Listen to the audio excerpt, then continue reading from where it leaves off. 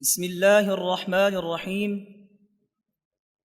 الحمد لله رب العالمين، والصلاة والسلام على سيدنا محمد وعلى آله وأصحابه وبارك وسلم.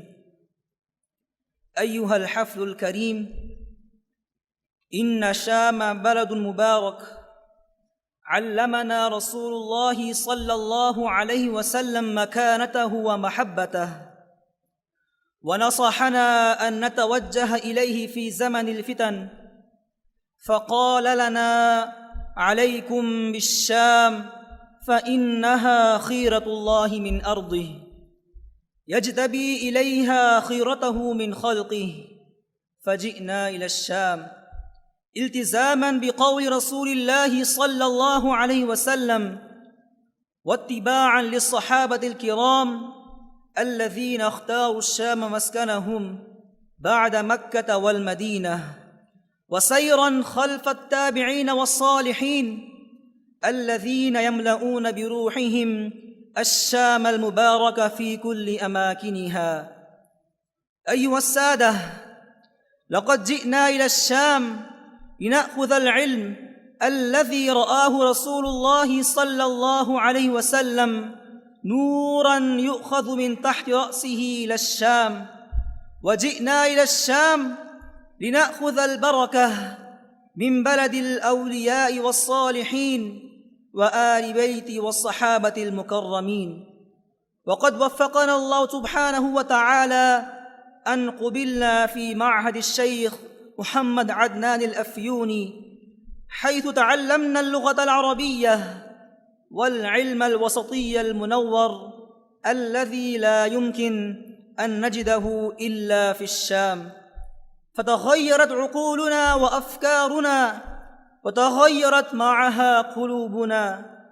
أيها السادة، وجدنا الشام بلداً آمناً وشعباً كريماً، محباً لطلاب العلم، ومحباً للخير والإنفاق، ومحباً لسيدنا رسول الله صلى الله عليه وسلم.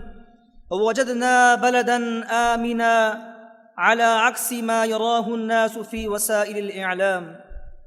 أيها السادة، أريد باسم طلاب معهد الشيخ الشهيد محمد عدنان الأفيوني، وخصوصاً خريجي طلاب الدفعة الثانية، أن أشكر سوريا الكريمة الحبيبة التي استضافتنا ورعتنا وعلمتنا رغم آلامها ومعاناتها.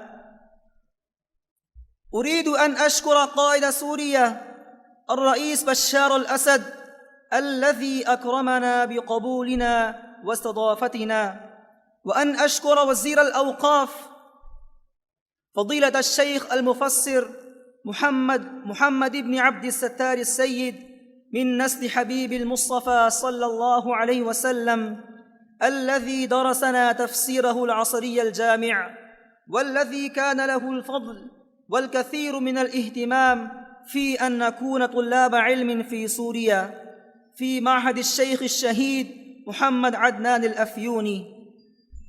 وأن أشكر بيتنا في الشام معهد الشيخ الشهيد محمد عدنان الأفيوني الذي رعانا واهتم بنا كما يرعى الأب أبناءه في طعامهم وشرابهم وصحتهم ولباسهم وتعليمهم، وفي حرصه عليهم واهتمامهم بهم.